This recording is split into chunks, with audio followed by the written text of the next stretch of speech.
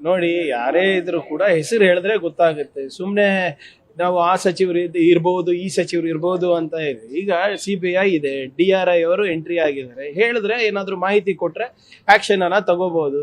ಸುಮ್ನೆ BJP ಅವರು ಇಬ್ರು ಸಚಿವರು ಕೈವಾಡ ಇದೆ ಅಂತ ನಮ್ಮ ಯಾರು BJP ರಾಜ್ಯಾಧ್ಯಕ್ಷರು ಹೇಳಿದ್ರು.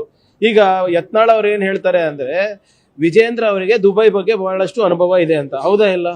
ನಾವೆಲ್ಲ ಹೇಳ್ತಾ ಇರೋದು. ಯತ್ನಾಳ್ ಅವ್ರು ಹೇಳಿರೋದು ದುಬೈನಲ್ಲಿ ವಿಜೇಂದ್ರ ಅವ್ರದ್ದು ಸಾಕಷ್ಟು ದುಡ್ಡಿದೆ ಅಂತ, ದುಬೈಗೆ ಹೋಗೋದು ಬರೋದಿದೆ ಅಂತ.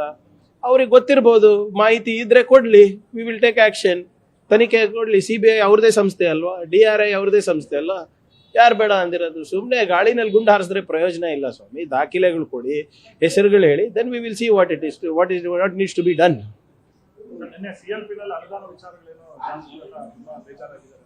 ನೋಡಿ, ಅನುದಾನ ಎಷ್ಟು ಕೊಟ್ಟರು ಕಮ್ಮಿನೇ. ಎಲ್ಲರಿಗೂ ಅವ್ರವ್ರ ಕ್ಷೇತ್ರದ ಅಭಿವೃದ್ಧಿ ಮುಖ್ಯ ಇದೆ.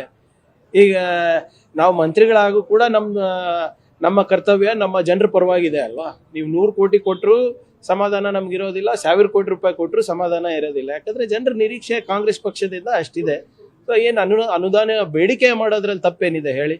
ಮಂತ್ರಿಗಳಾಗಿ ನಾವು ಕೂಡ ಮಾಡ್ತೀವಲ್ಲ, ಮುಖ್ಯಮಂತ್ರಿಗಳಿಗೆ ಶಾಸಕರಾಗಿ ಅವರು ಕೂಡ ಮಾಡ್ತಾರೆ. So there is nothing wrong. ಜನರ ಹಿತಾಸಕ್ತಿಗೋಸ್ಕರ ಅಲ್ಲ, ಇನ್ನು ನಮ್ಮ ವೈಯಕ್ತಿಕವಾಗಿ ಅನುದಾನ ಕೇಳ್ತಾ ಇದಾರೆ ಯಾರಾದ್ರೂ ಶಾಸಕರು? ಅವರ ಕ್ಷೇತ್ರದ ಅಭಿವೃದ್ಧಿ, ಅವರ ಜನರ ಏಳಿಗೆಗಾಗಿ ಮಾಡ್ತಾ ಇರೋದು. There is nothing wrong with that.